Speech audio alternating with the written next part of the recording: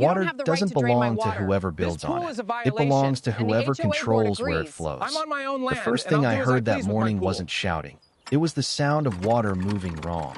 A deep hollow suction echoing across the valley like something massive exhaling. The And tree even needs to be before my trimmed back from boots the hit the sidewalk by gravel, I could Friday. smell Okay, it. I understand. Chlorine hanging And that sharp in the overgrown hedge cold on Elm Texas Street, air, you need to call the mixing gardeners with about dust that and dry immediately. grass. You need to A fix smell this. that It's had no draining business fast. We're being looking at anywhere it. near Things my take land. time. We Not don't have here. time. Not on the The same residents are soil my furious. father You used should to have walk listened at to me earlier. sunrise with a rusted wrench in one hand and a coffee thermos in the other.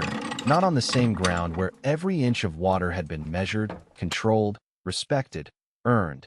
And I remember the way the gravel crunched under my steps as I came over the ridge and saw it for the first time. The thing they built, bright blue, perfectly square, fenced off like it had always been there, like it belonged. A full-blown community pool sitting right on the center of my lower pasture, lounge chairs lined up in neat rows, plastic umbrellas casting long shadows, a sign bolted into the dirt that read, Willow Creek Estates Private Pool, residents only. And I just stood there for a second, not saying a word, feeling that familiar metallic taste creep into the back of my mouth. The one that shows up when something is so wrong your body reacts before your mind does. Because I knew this land, every fence post, every slope, every inch of pipe buried beneath it, and I knew exactly what they had done, or more importantly, what they hadn't bothered to understand. Because that pool wasn't just sitting on my land. It was sitting on my water, and water out here isn't decoration. It's control, it's leverage, it's the difference between something living and something drying out into nothing. My father used to say water teaches patience. You don't fight it, you guide it. You let it do the work for you. And as I watched a couple of early risers inside that fence, laughing, splashing, completely unaware of where they were standing, I realized something else too. Something that settled in slow and heavy like heat rising off asphalt.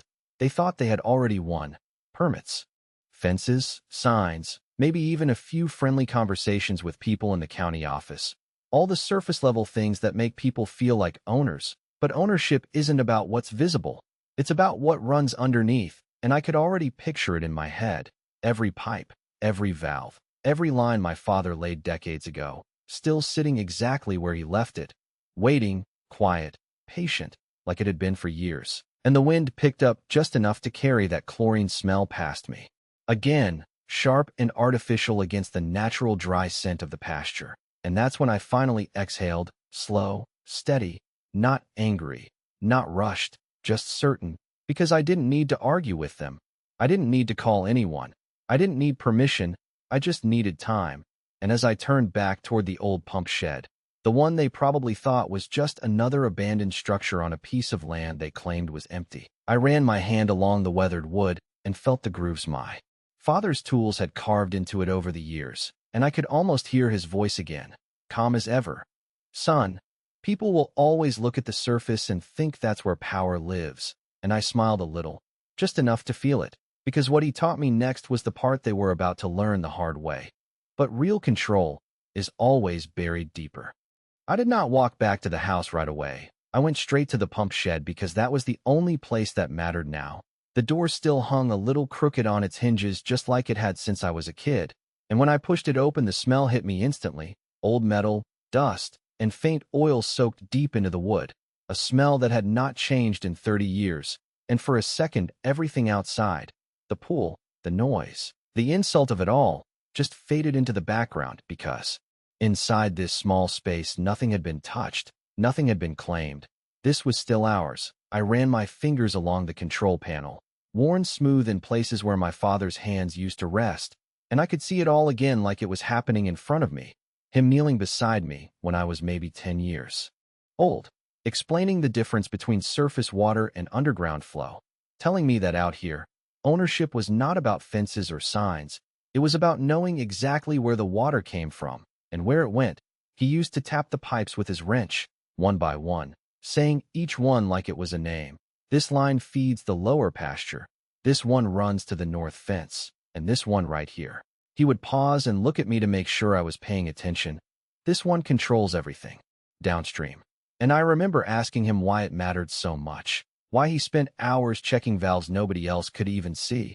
And he just smiled and said because one day someone would forget what this land really is. They would look at it and see empty space, opportunity, something to improve. And when that day came, the only thing that would protect it would not be a lawyer or a fence. It would be understanding, real understanding. And standing there now, years later, I realized exactly what he meant, because outside that shed was proof. They saw a flat piece of land and turned it into something they could sell, something that looked clean and valuable and permanent. But they never asked where the water filling that pool actually came from. They never traced the lines, never checked the rights, never questioned what was already in place long before their development even existed. I stepped deeper inside and flipped open the old metal panel, the hinges creaking loud in the quiet, revealing the network of gauges and valves, all still intact, all still exactly where they should be. And I could hear it now, faint but steady, the low hum of water pressure moving through the system. The same sound that used to lull me to sleep on hot summer nights when the windows were open and the air carried everything across the land. And it hit me then just how much they had overlooked, because that pool, as polished and finished as it looked, was not independent. It was connected, tied into the very system they assumed no one was watching. And I crouched down and brushed away a thin layer of dust from the main valve handle, the metal cold against my fingers, solid, reliable, and completely under my control. And for the first time since I saw that blue water shining in the middle of my pasture, I felt something shift, not anger, not frustration, but clarity, the kind that settles in slow and steady when you finally see the whole picture, because I did not need to fight what they built. I did not need to tear it down or prove anything in a courtroom. All I needed to do was follow the same lesson my father drilled into me over and over again. Let the system do the work, guide the flow, and never forget that what runs beneath the surface is what decides everything above it. By the time I stepped back outside, the sun had climbed just enough to light up every inch of that pool like it was something to be admired, the surface smooth and bright, reflecting the sky in a way that almost made it look peaceful if you did not know what it cost to put it there. And I stood at the edge of the fence for a moment watching them. Families setting down towels, kids kicking off their shoes, someone laughing too loud like this place had always belonged to them, like it had history. And then I saw her, Victoria Hale, walking along the perimeter with that same measured pace I had seen 100 times before in town meetings, clipboard in hand, sunglasses on, posture straight like she was inspecting something she owned.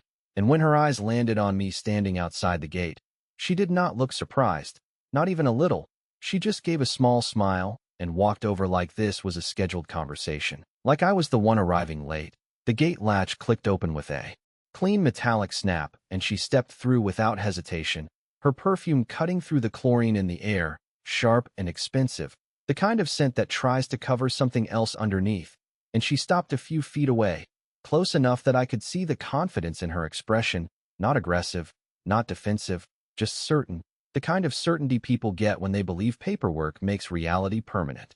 "Mr. Caldwell," she said, voice smooth and controlled, like she had practiced this tone. "I was expecting you sooner." And I let that sit for a second, the sound of water splashing behind her, the faint hum of the filtration system running somewhere under the deck, all of it feeding into the same quiet realization settling deeper in my chest, because she thought this was about timing, about confrontation, about who showed up first with the right documents. But she had already missed the part that mattered. "You built on my land," I said, keeping my voice even. No edge, no rush, just stating it the same way you would state the weather. And she tilted her head slightly, that smile never quite leaving. "This parcel was classified as inactive for years," she replied, flipping a page on her clipboard like she was reading from something official. "The association followed all necessary development procedures and secured approval for community improvement." The words came out clean, rehearsed, polished, and I could almost hear the meetings behind them, the signatures, the quiet conversations that made this feel legitimate to her. And she gestured back toward the pool with a small sweep of her hand. "We turned unused space into something valuable," she added, like that settled it, like value could be assigned without understanding what was already there. And I nodded once, slow, not agreeing, just acknowledging that she had said what she came to say, because arguing about value would not get either of us anywhere, not yet. "And the water?" I asked, glancing past her at the surface, the sunlight breaking across it in sharp lines. "Where do you think it comes from?" And for the first time, just for a fraction of a second, there was a pause, not hesitation exactly, but a break in the rhythm. Like a step slightly out of place, she looked back at the pool, then at me again, that smile tightening just a little at the corners. "From a permitted source," she said, carefully this time. And I could hear it. The shift, small but real. Because that was the question they had not fully answered, the one detail that did not fit neatly into a binder or a meeting agenda. And I let the silence stretch between us, the wind brushing across the pasture, carrying that same artificial chlorine scent over dry grass and old soil. And I realized something.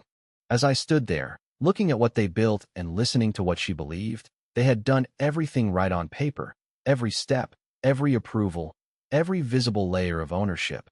But they never looked underneath, never followed the lines far enough. And as Victoria adjusted her sunglasses and prepared to say something else, something final, something that would close this conversation in her mind, I simply nodded again, turned, and walked back toward the pump shed without another word. Because there was nothing left to explain, not yet. And as the sound of laughter behind me mixed with the steady hum of water moving through pipes they did not even know existed, I could feel it settling in, quiet and certain, the same lesson echoing in the back of my mind. You do not argue with people who only understand the surface. You let the truth move where it always has, steady, patient, and impossible to stop once it starts. The paperwork showed up 2 days later, folded clean inside a certified envelope that smelled faintly of fresh ink and air conditioning. The kind of envelope that tries to feel official before you even open it. And I stood at my kitchen counter with the late afternoon sun cutting across the wood grain, dust drifting slow through the light. And I already knew what it was before I slid my thumb under the seal. Because people like Victoria do not build something like that without backing it up. With paper, page after page of it, zoning adjustments, development approvals, association bylaws printed in tight columns of language designed to sound final. And right there in the middle of it all was my name, Ethan Caldwell, listed like a footnote under something they had already decided, a notification of integration into community infrastructure, a polite way of saying they expected me to accept it, to sign, to comply, and at the bottom a neat line outlining new obligations, maintenance, contributions, usage terms, a fee structure tied directly to the very structure sitting on my land. And I let out a slow breath, feeling that same metallic edge at the back of my tongue, not from anger, but from the clarity settling in again, because this was their move. Not the pool, not the construction. This right here was where they thought it became real, when the paper arrived, when the language wrapped itself around the situation and tried to turn it into something permanent, something enforceable. And I carried the stack outside, the heat pressing against my shoulders as I walked back toward the pasture, the sound of cicadas starting up in the trees, steady and constant, like a background hum you stop noticing after a while. And as I reached the fence line, I could hear the pool again, laughter, splashing, someone calling out to a kid to stay near the shallow end, normal sounds, comfortable sounds. And that was the part that almost made it impressive, how quickly something that did not belong could start to feel like it always had. I flipped through the pages one more time, the edges crisp against my fingers, and then I looked past them at the water, at the way it sat there perfectly contained, held in place by concrete and tiles and a system they believed they controlled. And I thought about how many people had signed off on this, how many steps it took to make something like this happen without ever asking the one person who understood the land beneath it. And that is when I saw the line that mattered, buried halfway down a page full of legal language, a reference to water sourcing, vague, general, something about local supply access, no specifics, no documentation of origin, just an assumption written into a sentence like it would hold up on its own. And I felt something almost like a quiet satisfaction settle in, because that was it. The gap, the piece they glossed over, the one detail they treated like it did not need proof. I folded the papers back up, slower this time, more deliberate, and tucked them under my arm, not as something to respond to, but as confirmation of what I already knew. They had built everything around appearances, structure, authority, but they never anchored it to the one thing that could not be faked or assumed. And as the sun dipped a little lower, casting longer shadows across the pasture and turning the surface of that pool into a bright sheet of reflected light, I turned away again, heading back toward the pump shed, the dry grass brushing against my boots, the steady hum of hidden water moving beneath the ground following me like it always had, because I did not need to answer their letter, I did not need to argue their terms. I just needed to let the system speak for itself. And systems like this, the kind built on real foundations, do not need permission to correct what is out of place. They just need someone who knows exactly where to turn the first valve. That night the air turned cooler than usual, the kind of dry Texas night where sound carries farther than it should, and I sat on the old wooden steps outside the pump shed with the paperwork folded beside me, untouched since I set it down, because there was nothing in it that changed what I already knew, and out in the distance I could still hear the pool, faint now. Just the occasional splash and the low murmur of voices as people lingered longer than they planned, drawn to something new, something that felt like a luxury carved out of open land. And I watched the stars come in slowly, one by one. The same sky that had been over this property long before any development signs or association board showed up. And I thought about how easy it is for people to mistake quiet for absence, to look at land that is not actively shouting its purpose and decide it is free to take, free to reshape, free to redefine. And that was exactly what they had done.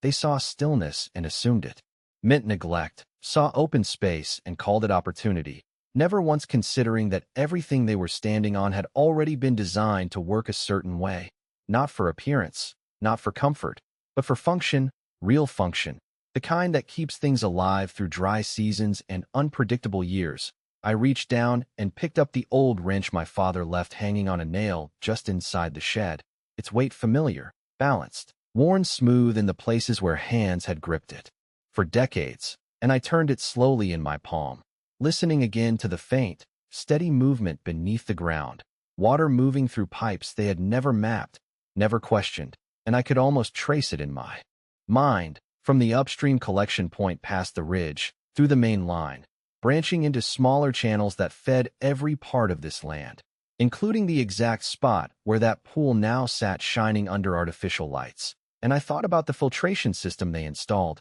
the pumps, the chemical balance, all of it dependent on a consistent supply, a steady intake they assumed was guaranteed because the surface looked stable, because nothing visible suggested otherwise, and that assumption was the only reason any of this worked at all. I stood up slowly and walked inside the shed, the wooden floor creaking under my boots, and reached for the main panel again, flipping it open with the same deliberate motion as before, the metal cool, the hinges echoing slightly in the quiet. And there it was, the central control, the one valve my father had always emphasized, the one that governed everything downstream, including the line that now fed a structure that should never have been there in the first place. And I rested my hand on it, not turning it yet, just feeling the resistance, the solid certainty of something built to last, something that did not respond to noise or authority or paperwork, only to direct, intentional action. And I realized this was the moment most people miss, the moment where they think something dramatic has to happen, something loud or immediate. But that is not how systems like this work. They respond to patience, to timing, to knowing exactly when a small shift will carry the biggest effect. And I let my hand fall away for now, closing the panel again, because tonight was not the time, not yet. They were still celebrating, still comfortable, still convinced that what they built was permanent. And as I stepped back outside and looked out across the dark pasture, the faint glow of pool lights flickering in the distance like something out of place, I felt that same steady certainty settle in deeper than before, not rushed, not emotional, just inevitable, because everything they depended on was already in motion, already flowing through lines they did not control. And when the time came, I would not need to tear anything down or argue a single word. I would simply guide the flow back to where it was always meant to go. Morning came in slow and quiet, the kind of pale light that stretches across the land before the heat settles in. And I was already awake before the sun cleared the ridge, standing inside the pump shed with the door half open, letting the cool air move through while the system hummed steady beneath my feet, unchanged, reliable, the same rhythm it had always been. And for a moment I just stood there listening, letting that sound anchor everything. Because once I started this, there would be no reversing it. Not because it was destructive, but because it was correct, because it would restore what had been interrupted. And systems like this do not recognize intent or negotiation. They only respond to direction.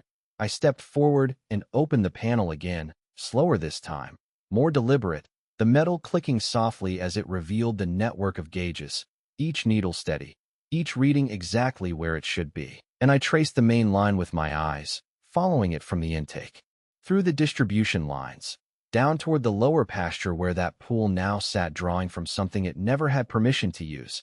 And I reached out and wrapped my hand around the primary valve, feeling the cold metal press into my palm, solid, unmoving, waiting, and I could almost hear my father again, not as a memory now, but as something closer, like a voice carried through the same pipes that ran under this land. Do not rush it. He used to say, you move water the wrong way and you lose more than you fix. And I took a breath, slow and steady, letting that settle, because this was not about taking something away. It was about redirecting it back to where it belonged. I eased the valve just a fraction, barely enough to feel the resistance shift, and the system responded immediately, not loudly, not dramatically, just a subtle change in pressure that traveled through the lines like a signal, something deep and controlled. And I watched the gauges adjust, small movements. Precise, confirming what I already knew. The flow was changing, gradually, intentionally, and I stepped back and listened, the hum altering slightly, lower now, more grounded, like the system had settled into a more natural rhythm. And outside, far across the pasture, I could hear it before I saw it, a faint difference in the way water moved, less force feeding into something artificial, more returning to the channels carved for it years ago. And I walked out of the shed, closing the door behind me, and made my way along the ridge where I could see both the pool and the lower grazing area at the same time. The distance stretching out under the rising sun, heat already beginning to ripple off the ground. And there it was, subtle at first, the surface of the pool no longer perfectly still, a slight drop along the tile line, barely noticeable if you did not know what to look for. And I stood there, hands resting on the fence, watching as the system did exactly what it was built to do. No noise, no announcement, just a quiet correction unfolding in real time. And off to the side, where the land dipped toward the pasture, I could see the first signs of water returning, darkening the dry soil, feeding into the shallow basin my father had shaped decades ago. And a few of the cattle had already noticed, drifting slowly toward it, drawn by instinct, by something natural, something that made sense. And I let out a slow breath, feeling that same steady certainty settle in deeper than before, because this was not a reaction. It was not revenge, it was simply alignment, the system reclaiming its purpose, one controlled movement at a time. And as the sun climbed higher and the light caught the changing surface of that pool, turning it from a perfect reflection into something uneven, something temporary, I knew they would see it soon. They would question it. They would look for answers in paperwork and permits and systems they thought they understood, but the truth was already moving beneath their feet, quiet, patient, and completely out of their hands. By mid-morning, the difference was no longer subtle, the kind of change you could ignore if you were not paying attention, because the waterline had dropped enough to expose a thin strip of tile all the way around the edge, a pale band, circling what used to look full and permanent. And the sound had changed too.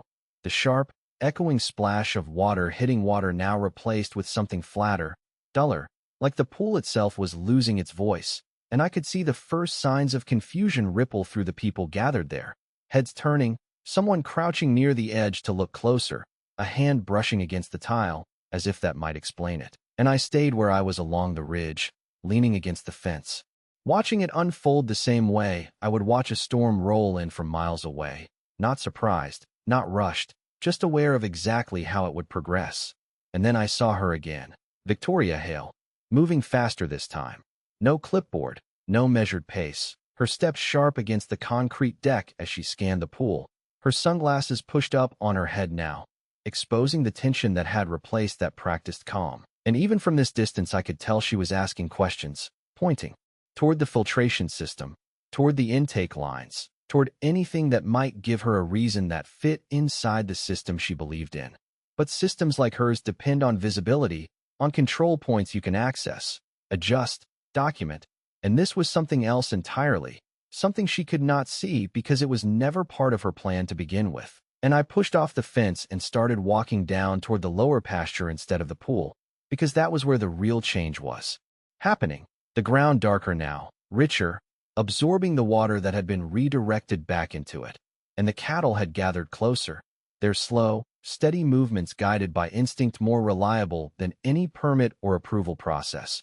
And I could hear the soft sounds of them drinking, the low rustle of grass shifting under their weight, a quiet, grounded contrast to the rising tension behind me. And as I reached the edge of the basin, I crouched down and let my hand run through the shallow flow. Cool, clean, moving exactly the way it was designed decades ago. And for a moment, everything felt aligned again.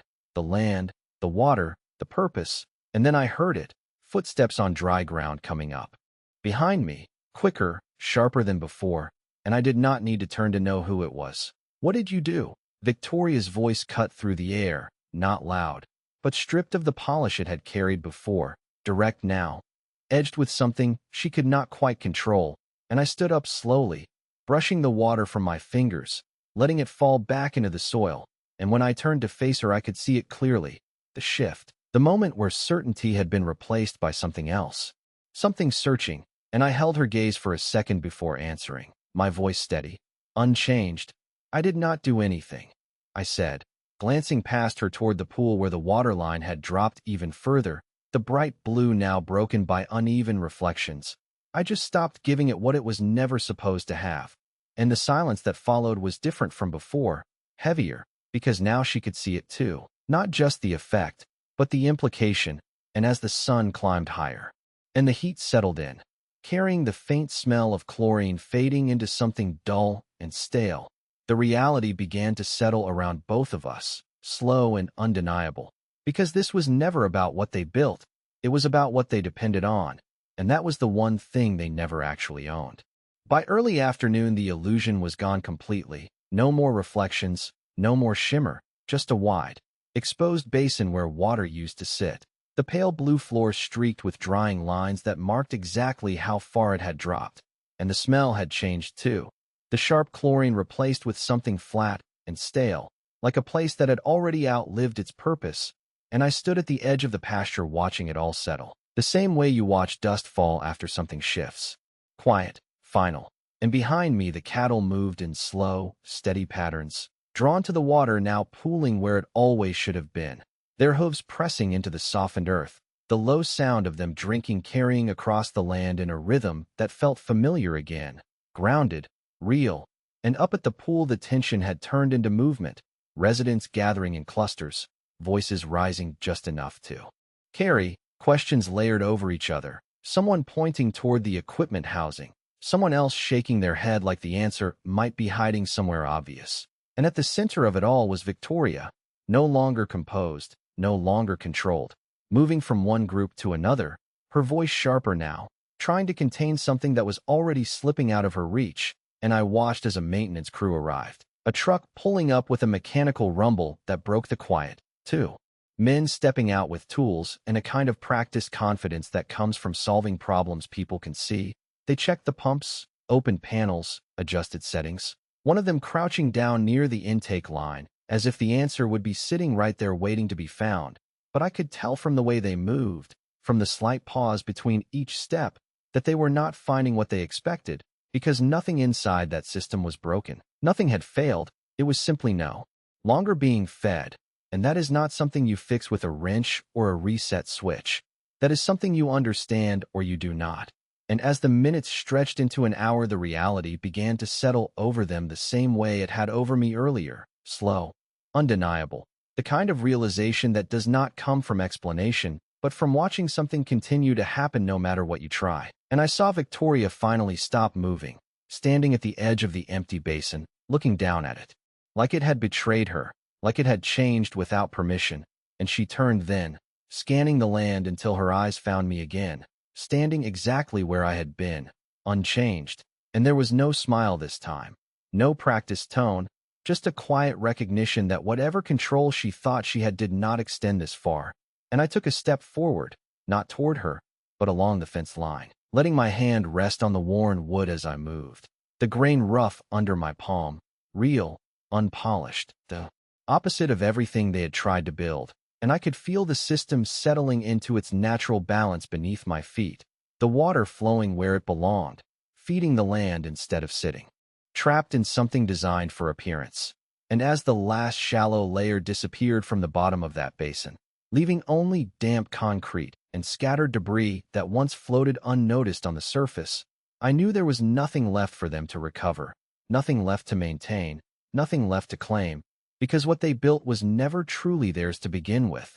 And as the wind shifted, carrying away the last trace of that artificial scent and replacing it with the dry, honest smell of soil and grass, the land looked the way it was supposed to again, not empty, not unused, just quiet, steady, and entirely under the control of something they had never taken the time to understand.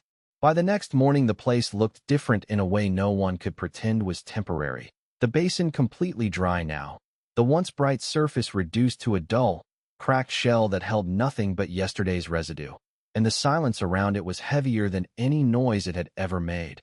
No splashing, no laughter, just the faint creak of wind moving through empty chairs that no one bothered to put away, and I walked the fence line slowly, boots pressing into the firm ground that had already begun to reclaim its purpose, the pasture stretching out exactly the way it was meant to, uninterrupted, functional, real, and down below the water had fully settled into the basin my father carved decades ago, a wide, shallow trough where the cattle gathered naturally, their movements calm, steady, the kind of quiet order that does not need rules posted on signs to exist.